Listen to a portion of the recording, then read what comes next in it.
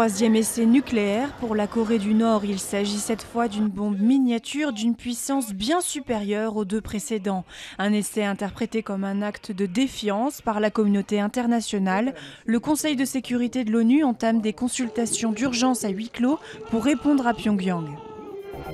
Rebondissement dans le procès de l'Arche de Zoé, le président de l'association Éric Breteau et sa compagne Émilie Lelouch se sont présentés à l'audience. Ils ont été arrêtés par les gendarmes après leur condamnation à 2 ans de prison ferme.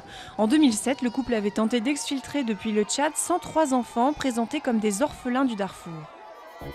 Sanofi, PSA ou ArcelorMittal, des centaines de salariés d'entreprises visés par des plans sociaux manifestent devant le siège de Goodyear. Journée sociale très chargée, puisque pendant ce temps-là, d'ultimes négociations sont en cours chez Renault et PSA, et plus d'un instituteur sur 3 est en grève pour réclamer le report de la réforme sur les rythmes scolaires.